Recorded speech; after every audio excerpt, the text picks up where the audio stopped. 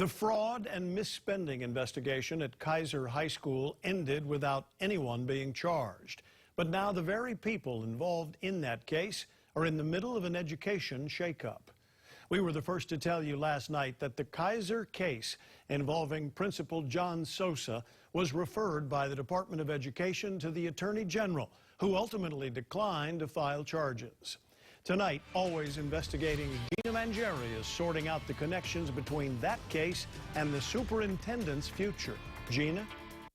Joe, two prominent names in Hawaii education have seen their careers make 180-degree turns over the past few years. The superintendent, once rated exceptional, now being ushered out. And a star principal forced out under a fraud investigation, now among the helm of school reform and influence. Catherine Matayoshi says the 2013 investigation into Kaiser High School, its former principal John Sosa and others, was triggered by a tip to the fraud hotline. Sosa retired months into the investigation, but the digging continued. The DOE referred their findings about spending, sports, and facilities to the Attorney General. Criminal investigators pursued, then closed the case. No charges for anyone. They were basically on a witch hunt, trying to find something that they could pin on a number of us that were investigated to, I guess, prosecute us, you know. Why? That's really hard to say.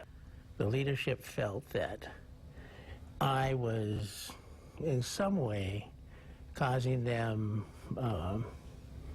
problems by not just going along with everything that they say.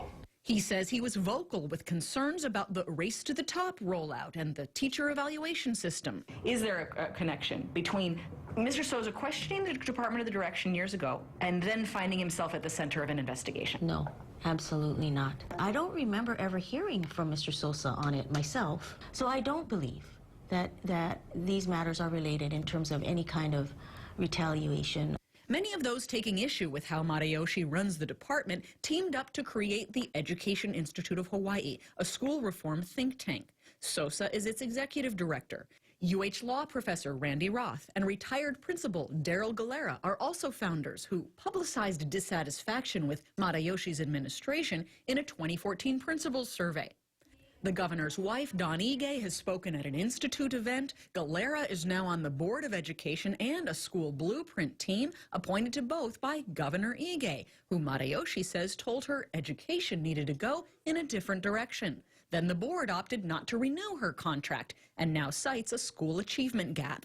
We've been seeing that achievement gap close. We've been seeing better performances. We've been seeing support for schools. So I think we deserve better answers. Lawmakers point to Matayoshi's stellar performance reviews before the shakeup and think it'll be hard to hire now. Wow, even when you're a great leader and you do good things, you still might not be around. That's a very toxic environment. But critics of Matayoshi say toxic comes from the top down. I do think that the low morale within the department, it's not, you know, it's no secret. Could this action that's being taken now against the superintendent be construed as some kind of payback for what they've put you and others through over the years? I don't have any information that would substantiate that. Do you feel that what is being done now under this new board is some kind of retribution for what was done in this case in particular?